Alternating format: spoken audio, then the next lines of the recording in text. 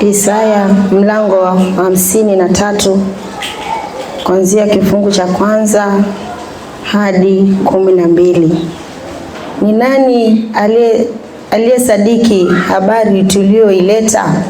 Na mkono wa Bwana umefunuliwa nani? Maana alikuwa mbele zake kama mche mororo na kama mzizi katika nchi kavu. Yeye hana umbo wala uzuri, tumonapo hana uzuri hata tumtamani.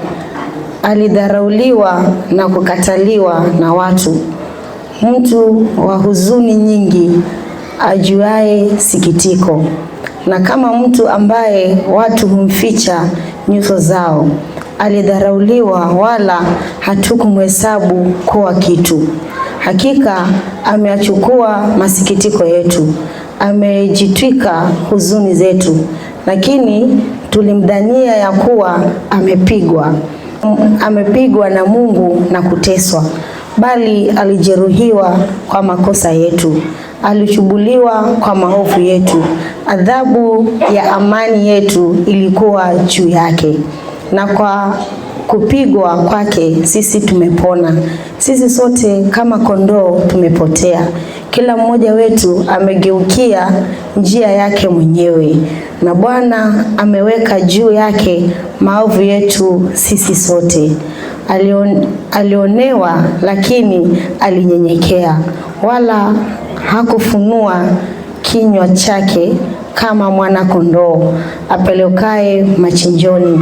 Na kama vile kondoo anyamazavyo mbele yao wakatao manyoya yake, naam, hakufunua kinywa chake.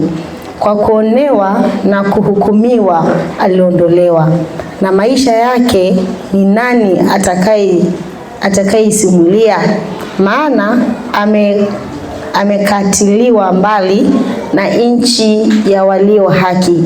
Alipigwa kwa sababu ya makosa ya watu wangu, wakamfanyia kaburi pamoja na wabaya, na pamoja na matajiri katika kufa kwake. Ingawa hakutenda jeuri, wala hapakuwa na hila kinywani mwake, lakini Bwana aliridhika kumchubua, amhuzunisha. Utakapofanya nafsi yake kuwa dhabihu kwa dhambi, ataona uzao wake, ataishi siku nyingi, na mapenzi ya Bwana yatafanikiwa mkononi mwake. Ataona mazao ya taabu ya nafsi yake na kuridhika. Kwa maarifa yake mtumishi wangu mwenye haki atawafanya wengi kuwa wenye haki, naye atayachukua maovu yao. Kwa hiyo nitamgawia sehemu pamoja na wakuu, naye atagawanya nyara pamoja nao walio hodari, kwa sababu alimwaga nafsi yake hata kufa, akahesabiwa pamoja na hao wakosao. Walakini alichukua dhambi za watu wengi na kuwaombea wakosaji. Na hilo ndilo neno la Mungu.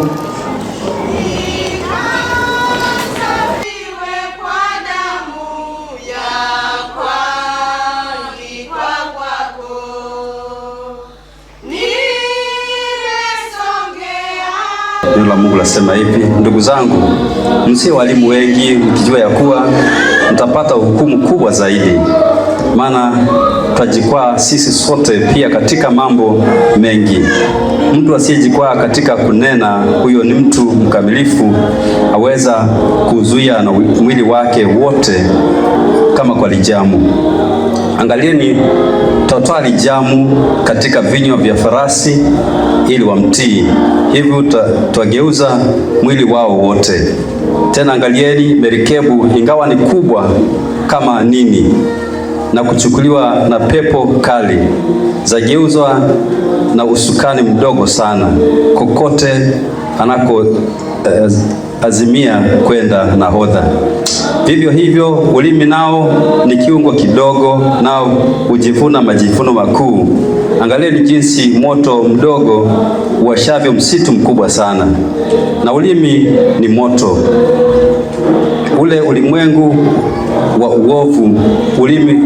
Ulimi umewekwa katika viungo vyetu, nao ndio uitiao mwili wote unajisi. Uwasha moto mfululizo wa maumbile, nao uwasha moto wa Jehanamu. Maana kila aina ya wanyama na ndege na vitambao na vitu vilivyomo baharini vinafugika, navyo vimekwisha kufugwa na wanadamu. Bali ulimi hakuna awezaye kuufuga, ni uovu usiotulia, umejaa sumu iletayo mauti.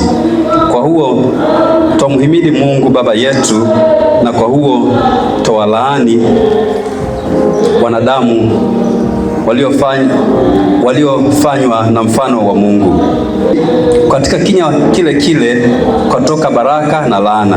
Ndugu zangu, haifai mambo hayo kuwa hivyo. Je, chemchemi katika jicho moja hutoa maji matamu na maji machungu? Ndugu zangu, je, mtini waweza kuzaa zeituni na mzabibu kuzaa tini? Kadhalika chemchemi haiwezi kutoa maji ya chumvi na maji matamu.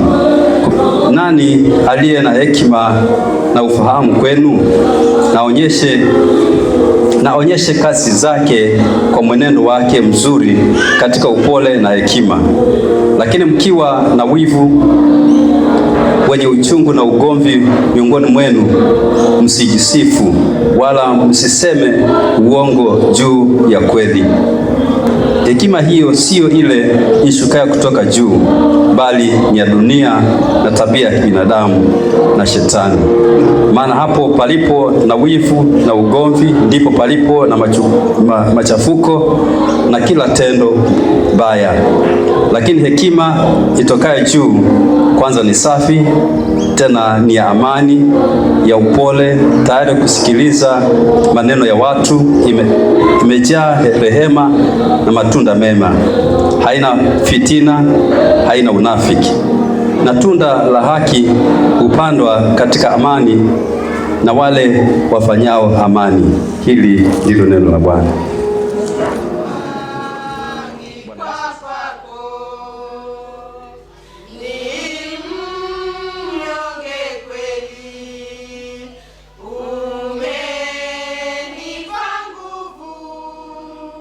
Shukuru Mungu kwa ajili ya masaa haya. Pokea sifa na utukufu, maana hakika wewe ni mwema. Tunajileta mikononi mwako, Bwana, kwa ajili ya neno lako, ni kwa ajili ya mausia yako, ni kwa ajili ya mafundisho yako Bwana. Tutakase mioyo yetu, tufungue masikio yetu Bwana, ili tukapate kusikia kutoka kwako. Tena Baba, najileta mikononi mwako, nitakase kwa damu ya Yesu Kristo. Nitumie Bwana kama chombo mikononi mwako, ili Baba, ninaponena nisinene ya kwangu, bali yatokayo kwako. Pokea sifa mwana wa Mungu, maana hakika wewe ni mwema, na ni katika jina la mwana Yesu Kristo tumeomba tukiamini. Amen. Haleluya. Haleluya. Leo tunaenda kujifunza ama kusikia kutoka kwa Mungu kuhusu nguvu ya ulimi na hekima ya kweli. Bwana Yesu asifiwe. Nguvu ya ulimi na hekima ya kweli. Tutapitia somo letu la pili, Yakobo 3 mstari wa kwanza hadi 18. Somo letu la pili limesoma kutoka waraka wa Yakobo mlango wa 3 mstari wa kwanza hadi 18. Kitabu hiki cha Yakobo mlango wa 3 ni mwendelezo wa mafundisho ya Yakobo kuhusu maisha ya Kikristo ya matendo halisi, siyo tu ya maneno. Bwana asifiwe. Amen. Katika sura hii anazungumzia sana mamlaka ya kufundisha walimu wa imani.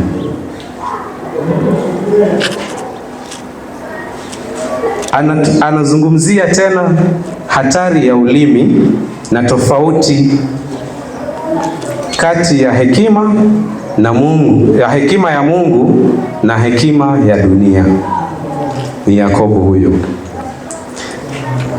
Huyo Yakobo alikuwa anawaonya waumini juu ya hatari ya kuwa walimu bila kuzingatia uzito wa maneno yao.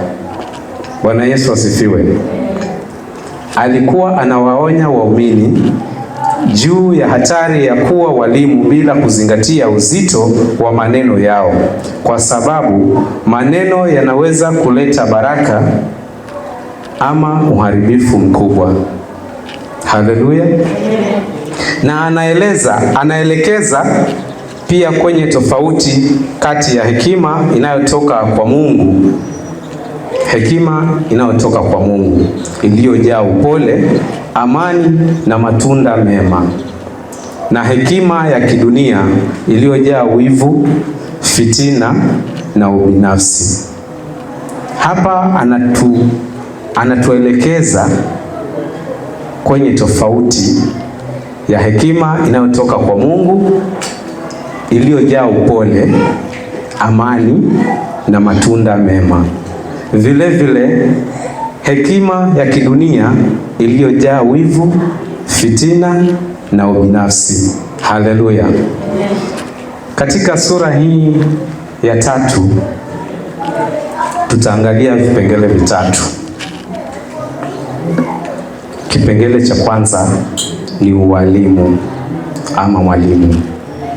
Kipengele cha kwanza, ualimu ama mwalimu. Kipengele cha pili, uzito wa ulimi. Na kipengele cha tatu, hekima ya kweli na hekima ya dunia. Ualimu ama mwalimu, uzito wa ulimi na hekima ya kweli na ya dunia. Bwana Yesu asifiwe. Tutaanza na kile kipengele cha kwanza, ualimu. Ualimu ni wito wa kuheshimiwa. Mtu akisema ni mwalimu, lazima tumuheshimu. Maana mwalimu anayo mafunzo yote, ama anao ujuzi na ujanja wote. Anapokuelekeza ama anapokufundisha, lazima tutamwamini, kwa sababu tunajua yeye amepitia mafundisho fulani. Haleluya. Kwa hivyo analosema tunalisikiza kwa makini, liwe zuri liwe baya, ili mradi amelinena kupitia kinywa chake. Sisi ambao hatujui, hatuelewi, tutalipokea jinsi alivyotupa. Kama ni zuri, tutaenda nalo. Kama ni baya, tutaenda nalo hivyo hivyo. Bwana Yesu asifiwe. Lakini sio kila mtu anapaswa kukimbilia kuwa mwalimu wa neno. Haleluya. Sio kila mtu anapaswa kukimbilia kuwa mwalimu wa neno. Maana walimu watapimwa kwa kiwango kikubwa sana, kwa sababu maneno yao yanaathiri na kusaidia wengine. Maneno ya walimu yanaathiri na kusaidia wengine. Tunajikwaa sana kwa maneno yetu. Hivyo ulimi ni kielelezo cha moyo wa mtu. So mwalimu anapotoa neno ama anapofundisha, tutalipokea. Maana hatujui, ndio maana anatufundisha. Hivyo basi tunapofundishwa, tunapoambiwa maneno, tunapoelekezwa, tuwe waangalifu na maneno tunayoambiwa ama tunayosema kwa mwingine. Maneno yote yanayotoka kinywani mwetu tujaribu kuyapima. Je, hili nikilitoa ama hili nikiwaambia hawa watalichukuaje? Litakuwa la manufaa kwao ama litakuwa la chukizo? Bwana asifiwe. Kuitwa kufundisha ni jukumu takatifu, sio jukwaa la kujitukuza. Unapokuwa mwalimu ama unapoongea jambo fulani kwa wengine, jua hilo ni jukumu lako la kuwa usaidie yule unayemwambia. Anayesikia kile unachoongea lazima limsaidie lile lenye unaongea, lazima limtoe mahali limfikishe mahali kwingine, sio liwe la kuchukiza.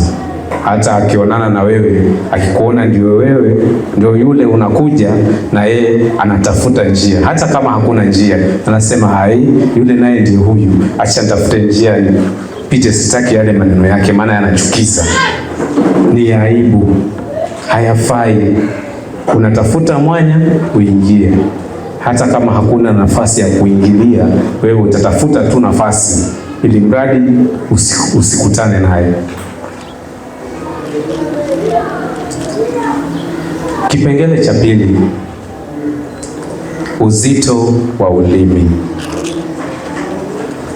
Ulimi ni kiungo kidogo sana, lakini ni hatari. Ulimi ni kiungo kidogo lakini very dangerous, na hata sisi tunajua hivyo.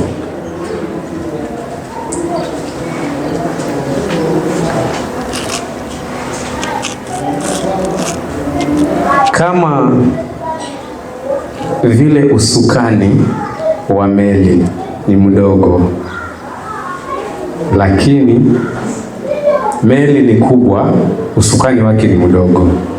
Nahodha anapoanza safari, akitaka kupeleka huko anaenda, akitaka kupeleka hivi, ili mradi ile meli iende. Akitaka kukuingiza kwa miamba, avunje meli ya wenyewe, akuangamize wewe mwenye uko pale ndani, ni yeye.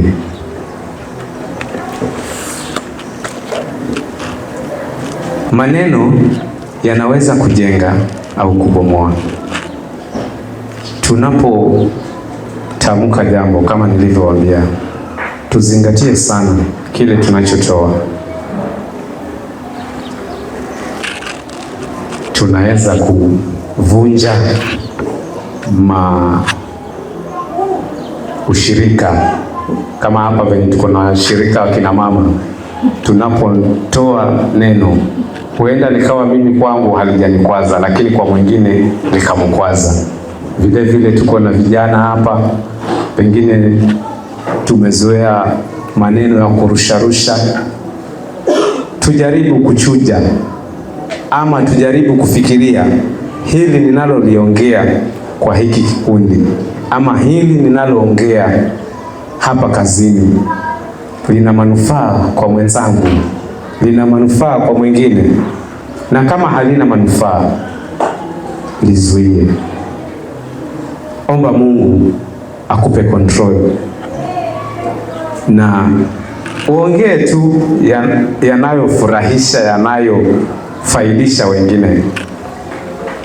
Maana tunaweza kuongea kumbe tumekwaza mahali. Tunaweza kuongea tukabariki ama kulaani. So kwa Wakristo hatufai kutoa maneno ya laana. Tunafaa kutoa maneno yaliyojaa baraka, yaliyo matakatifu. Mara nyingi husikia hata wamama wanatukana watoto wao, umbwa wewe, paka usiyemkia. Na huyo paka asiyemkia alizaliwa na nani? Si alizaliwa na paka? Maana unapomwambia mtoto wako huyo ni paka ama ni ng'ombe, ng'ombe atazaliwa na mwanadamu kweli? Hapana, anazaliwa na paka mwenzake. So unapojaribu kutukana mtoto, jaribu kuleta yale matukano ya baraka. Bwana Yesu asifiwe. Maana unapotoa linashika, na mtoto naye ni nani? Kile unachokitoa akikisikia, hata kama hata kuambia hapo, lakini atakuwa mahali anajua mama akikasirika anasema hivi, na hawa akinikasirisha na mimi nawarushia. Utakuja msikia mtoto anatukana mwingine, anamwambia umbwa wewe. Amesikia wapi kama si wewe? Haleluya.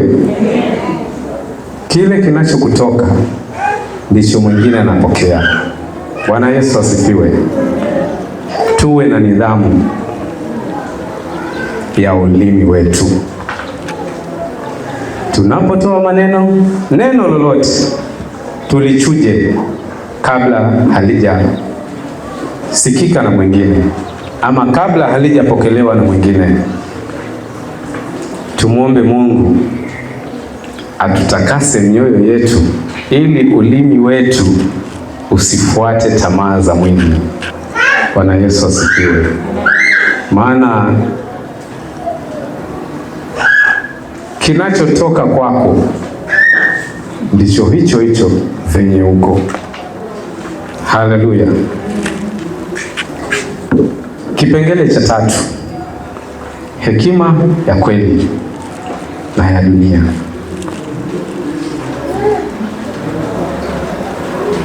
Hekima ya kweli na ya dunia. Tukiangalia Yakobo hiyo mlango wa 3 mstari wa 13 hadi 18. Ni nani aliye na hekima na ufahamu kwenu, na aonyeshe kazi zake kwa mwenendo wake mzuri katika upole wa hekima. Lakini mkiwa na wivu, wenye uchungu na ugomvi mioyoni mwenu, msijisifu wala msiseme uongo juu ya kweli. Hekima hiyo siyo ile ishukayo kutoka juu, bali ni ya dunia, ya tabia ya kibinadamu na Shetani. Maana hapo palipo wivu na ugomvi, ndipo palipo machafuko na kila tendo baya.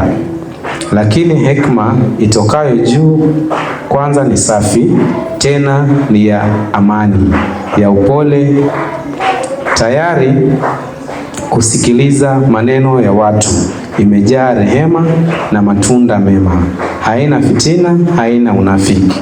Na tunda la haki hupandwa katika amani na wale wafanyao amani.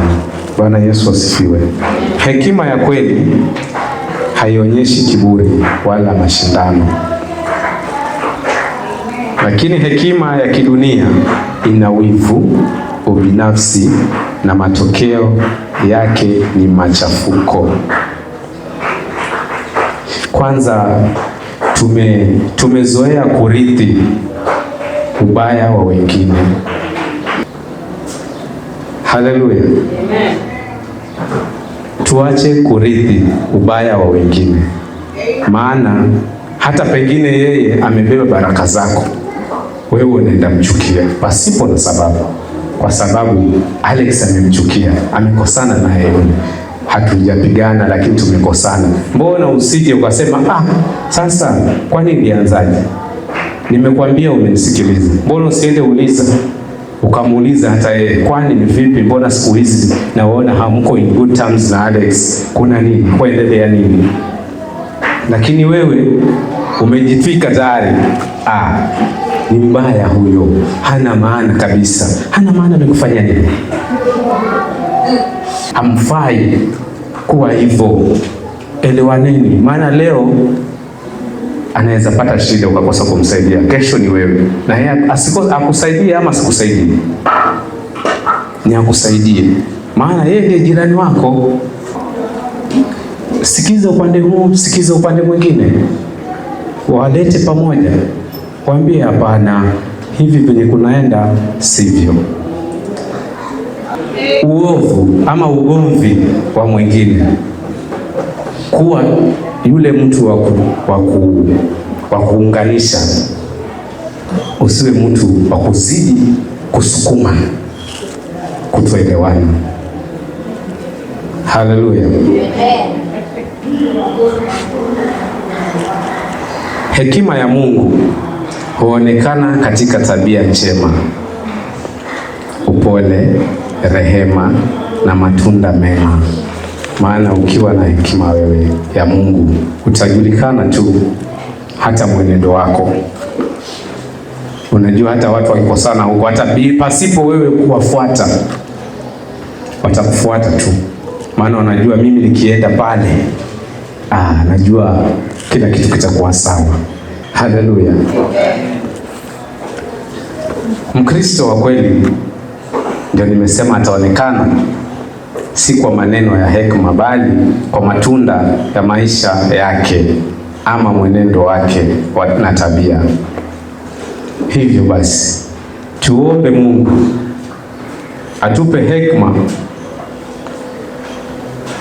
na maarifa, tusiende na maarifa ya dunia. Tuombe Mungu atupe hekima na maarifa ya kiungu.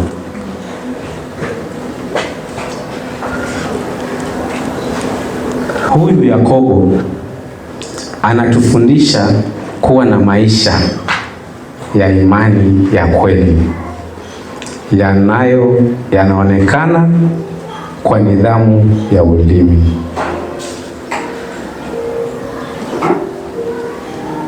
Maneno ya hekima ya utakatifu na matunda ya amani. Hivyo basi tuombe Mungu sana atusaidie tuwe walimu wenye hekima, sio wepesi wa kusema tu, maana tukisema tutambulia kwingine. Tunachosema kiwe kina manufaa kwa mwingine. Tutumie ulimi wetu kwa kujenga, sio kwa kubomoa. Haleluya. Tusaidiane, sio mtu wa kurusharusha tu maneno ambayo hayana mpangilio. Mtu akija na hivyo sharusha tayari, chuja neno lako, unapolitoa likasaidie, si kwa yule mwenye unaongea naye tu, bali hata kwa mwingine anayepita karibu na wewe. Akifika pale atasema basi huyu mtu inaonekana mambo yake huwa anapenda kusaidia ama yanajenga. Haleluya. Tuishi kwa hekima ya mbinguni na sio ya kidunia. Bwana Yesu asifiwe. Baba wa mbinguni, tunakuja mbele zako tukitubu kwa maneno ambayo hayajakuletea utukufu. Tunaomba ututakase, utuonyeshe jinsi ya kutumia ulimi wetu kwa hekima. Utujalie hekima ya mbinguni, hekima iliyojaa upole, amani na matunda mema. Tusaidie tuwe watu wa maneno ya uzima, bali sio ya maangamizi. Tusaidie Mfalme, tutakase katika njia zetu Mfalme. Wacha Bwana ukatakase vinywa vyetu kwa ajili ya utukufu wako. Pokea sifa Mungu, maana hakika unaweza. Katika jina la Yesu Kristo tumeomba tukiamini.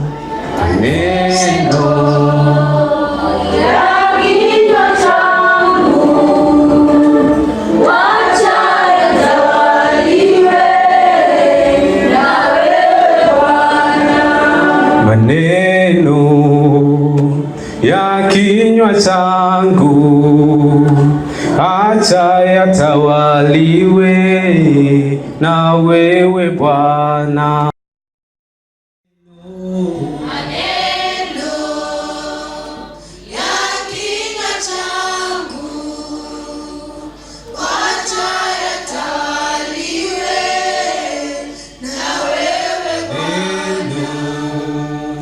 Ya kinywa changu acha yatawaliwe na wewe Bwana. Maneno ya kinywa changu acha yatawaliwe na wewe Bwana. Maneno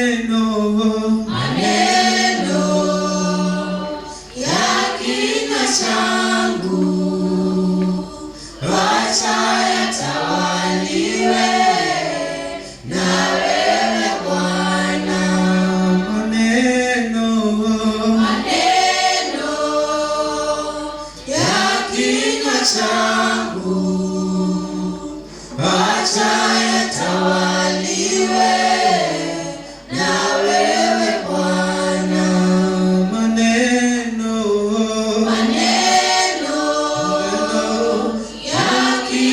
changu